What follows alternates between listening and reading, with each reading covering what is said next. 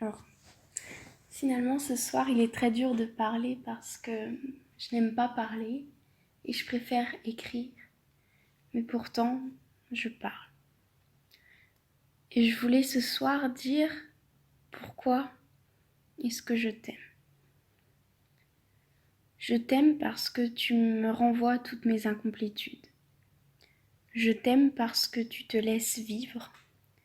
Je t'aime parce que tu ne te poses pas de questions, parce que tu avances, parce que tu ne tiens pas compte des autres. Je t'aime parce que tu incarnes la force. Je t'aime parce que j'aime bien te voir puissant.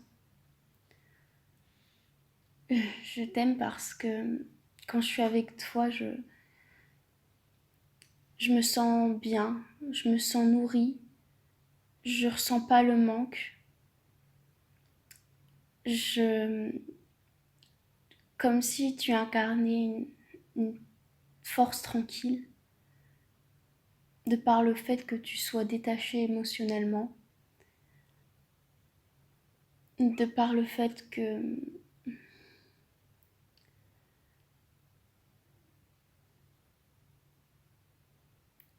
tu, que tu te laisses porter par la vie en fait, parce que tu t'es pas dans tes pensées, t'es pas dans les doutes, t'es pas dans les remords, t'es pas dans les sentiments, tu te laisses vivre. Et c'est pour ça que je me sens bien avec toi. Parce que tu me rappelles que la vie, c'est pas rester égocentré, c'est pas rester centré sur ses ressentis, sur ses émotions, c'est pas faire des ruminations, c'est pas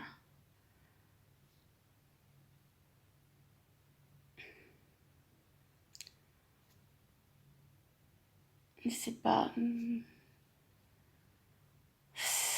c'est pas trop parler pour avec soi, pour rien dire, pour pas avancer, pour ruminer, parce que t'es tout le temps dans la force, dans l'action. Et pour moi, c'est important de dire pourquoi je t'aime, pourquoi tu n'es pas faible, pourquoi tu n'es pas que manipulateur. Parce que c'est parce que c'est vrai en fait. On dit que les pervers narcissiques sont des vampires énergétiques, voire même des personnes monstrueuses, mais je suis d'accord que je dois te fuir, enfin, en partie, étant donné que je souffre. Sauf que le problème, c'est que si je souffre, ce n'est pas à cause de toi. C'est Si je souffre, c'est parce que je suis trop attachée à mes ressentis. Si je souffre, c'est parce que j'arrive pas à me détacher du manque que je ressens. Si je souffre, c'est parce que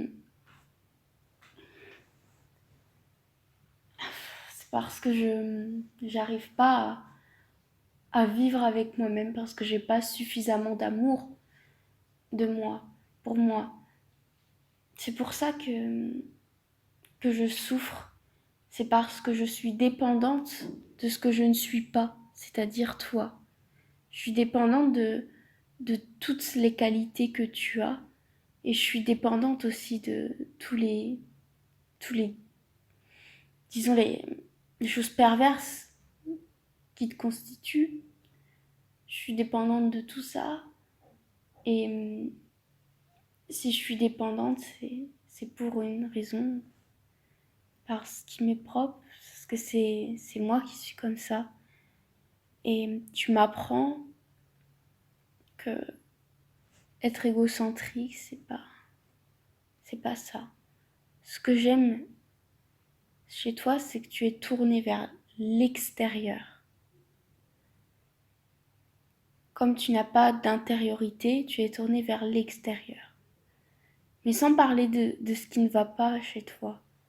Juste parler de ce qui, ce qui me complète. Parce que quelque part, je me dis que tu me complètes et que tu es comme ça et que moi, c'est la même chose. Et j'ai pas du tout, je me ressens pas du tout comme étant meilleure que toi. Je me sens pas du tout comme ayant plus de richesse que toi. Peut-être que j'ai les sentiments, peut-être que je suis capable d'amour, peut-être que je suis hyper sensible, mais je suis égocentrée, coincée dans mon mental, coincée dans mes ruminations, toujours à ruminer ce qui ne va pas chez moi, toujours dans le doute, toujours dans la critique, dans le jugement, dans la négligence envers moi. Toujours, toujours, toujours. Et moi, je dirais que tu es dans la négation de toi, sauf que comme tu comme es dans la négation de toi, bah, tu projettes vers l'extérieur. Donc tu t'intéresses à l'extérieur, au monde qui t'entoure, à plein de choses passionnantes. Tu es très intelligent. Tu comprends vite, t'analyses vite, t'assimiles vite. Tu t'intéresses à plein de choses. Et c'est ça qui me fascine chez toi aussi. C'est c'est le fait de se laisser vivre, d'en avoir rien à foutre, d'être porté sur l'extérieur, d'être curieux, de vouloir comprendre, de vouloir connaître. Peu importe la motivation qu'il y a derrière, que ce soit chez moi ou chez toi, ce que j'aime chez toi, c'est tout simplement ta différence. Et parce qu'en fait, tu incarnes ce que je n'ai pas. Tout simplement. C'est aussi simple que ça. Et le truc, c'est que tu ressens rien, tu t'as pas d'émotion, t'as pas de sentiments, t'es pas amoureux, tu peux pas. Et c'est pour ça que je souffre. Et comme tu n'as pas ça, comme t'es pas complet, et moi, comme je ne suis pas complète aussi, c'est que on n'est pas prêt. Je dis on, mais je sais pas ce que je dis en fait.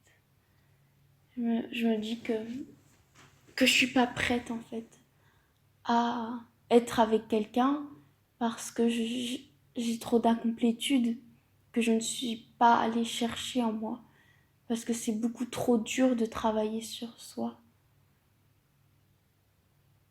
Alors je comprends le fait d'être dans le déni et peut-être que je comprends rien. Mais ce que je voulais dire, c'est que bah, je prends mon temps pour parler, je me répète beaucoup parce que je sais que de toute façon, je t'enverrai jamais cet audio, jamais, jamais, parce que tu t'en fous tout simplement. C'est aussi simple que ça. Et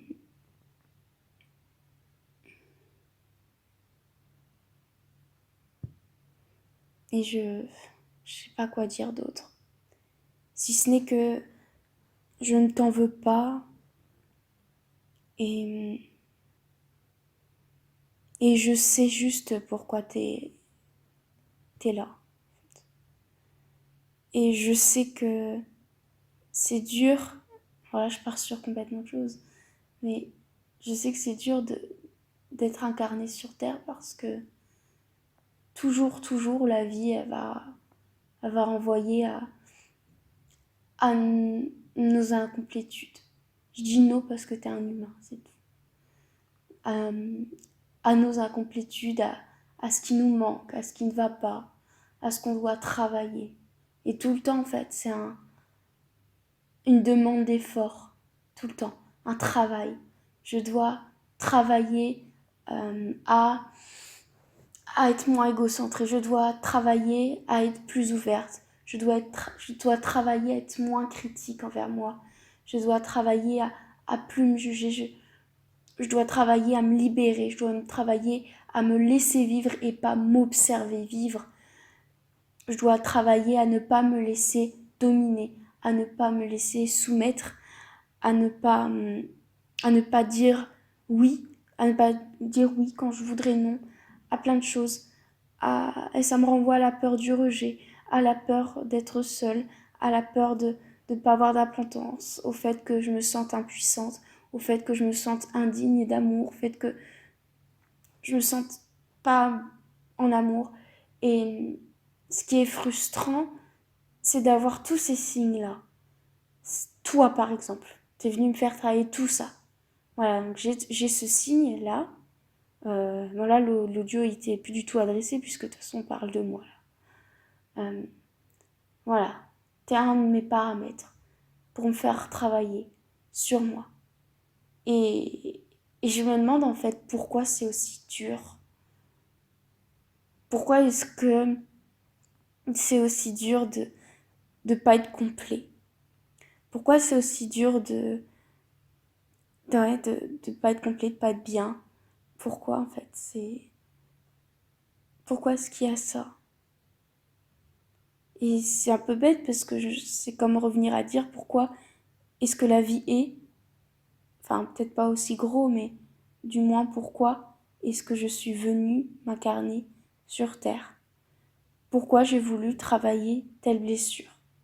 Pour faire l'expérience de la vie, mais pourquoi? Ça veut dire que la vie, elle n'existe qu'ici. Si peut-être qu'il y a d'autres incarnations possibles, mais c'est comme si on partait de zéro et qu'on avait plein de choses qui n'allaient pas.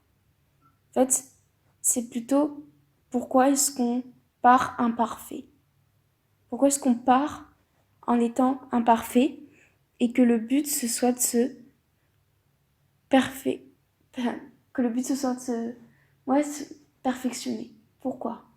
Pourquoi est-ce qu'il faut qu'on progresse sur nous? Pourquoi est-ce qu'il faut qu'on se perfectionne? Pourquoi est-ce qu'il faut que l'on reste pas que l'on reste, mais pourquoi est-ce qu'il faut que l'on réfléchisse à soi? Quel est l'intérêt d'être un sujet? Quel est l'intérêt d'avoir une individualité propre? quel, euh, Pourquoi? Pourquoi en fait?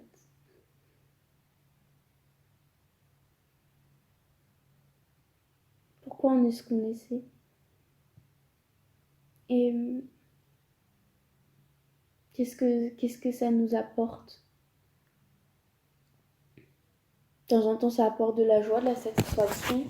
Mais la plupart du temps, ça amène du manque, de la souffrance et de l'incomplétude. Alors pourquoi en fait?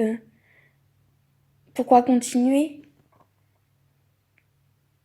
Moi, c'est comme si ça me donnait pas assez de motivation, le fait de me dire oh mais si tu travailles sur toi, tu vas voir plus tard si tu travailles sur toi maintenant, Manon, tu vas voir plus tard, tu vas être mieux, tu vas être bien parce que tu n'auras plus telle blessure, parce que tu n'attireras plus de manipulateurs, parce que tu seras déjà complète, tu ne douteras plus de toi, tu, tu ne te sentiras plus faible si tu travailles sur toi maintenant, tout de suite. Et, et en fait, je sais pas, ça me donne pas assez de motivation. Parce que peut-être que j'ai jamais fait l'expérience du fait d'être complète. Et, et en fait, ce que je recherche là maintenant, c'est pas la complétude. C'est pas le fait de travailler mes blessures, travailler sur moi. Je sais pas, en fait, c'est tellement primordial pour moi parce que je souffre et ma souffrance, elle est là, elle me dit, je souffre, occupe-toi de moi.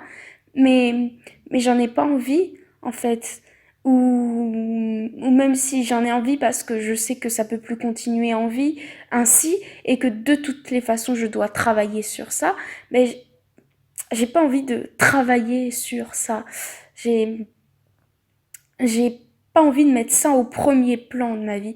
J'ai pas envie que ma vie se résume à j'ai des blessures, mon ego est blessé, je ne vais pas bien, je souffre et puis je voudrais être mieux. À la fin de ma vie, je sais pas, je vais partir d'un point A avec plein de blessures, de manque de confiance, et puis je vais arriver au point B avec beaucoup plus d'amour de soi, de le fait de se sentir bien. Et, et en fait, ça, j'ai envie de le traiter comme une condition nécessaire à, mais pas du tout comme quelque chose sur lequel il faut se centrer, comme quelque chose qu'il faut travailler maintenant. J'ai pas envie que ce soit... En fait, disons que je le vois comme un paramètre, mais pas comme une finalité. Je pense que la finalité, c'est pas d'être en amour pour soi. Je, je pense qu'il y a autre chose. C'est un paramètre. C'est un paramètre nécessaire à nous faire découvrir la vie.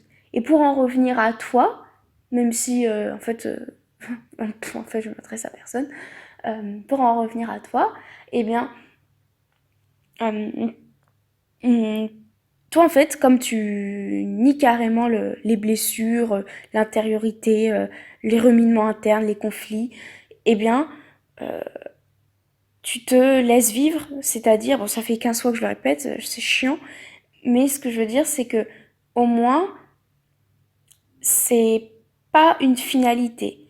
C'est-à-dire que si tu t'es incarné, c'est que t'avais pas, enfin, ton âme n'avait pas envie de travailler sur tes blessures. Et, et moi, ce que je vois chez toi, c'est vivre. C'est aller à la finalité directement sans aucun paramètre. C'est tenter, en fait, c'est avoir l'orgueil d'aller à la finalité sans prendre en compte les paramètres. C'est aller tout de suite, comme quelqu'un d'impatient, de pressé. Et ça me donne une image, tu me donnes une vision, une apparence qui me permet de voir et de me dire, ah ben en fait, la vie sans travailler sur soi, c'est aussi beau que de se laisser emporter par elle. Sauf que chez toi, c'est qu'une apparence, mais ça me donne au moins l'illusion de voir, ça me donne au moins l'envie de vivre, en fait. C'est ça. Tu me donnes l'envie de vivre parce que tu me montres le chemin. Et, et je ne sais pas si quelqu'un de complet pourrait me montrer le chemin aussi bien que toi tu ne le fais. Parce que euh, quelqu'un de complet, je ne sais pas si je me serais sentie légitime. Euh, je ne sais pas. Je ne sais pas. Je m'avance pas là-dessus. Mais ce que je veux dire, c'est que tu me permets de voir ce que peut être la, la vie. Non, ça fait déjà super longtemps que je parle. Euh, Peut-être J'ai l'impression d'avoir encore plein de choses à dire, à, à te dire ou à dire juste comme ça. Et finalement, moi qui étais très attachée à l'écriture, finalement j'aime bien m'enregistrer comme ça. Ça me permet de m'entendre. Au début, je me disais que ma voix était insupportable, horrible et que je ne sais pas comment j'allais faire. Mais finalement, c'est plutôt amusant. Euh, bon, voilà, je dis plus rien. Là, je pense que je vais arrêter. Voilà.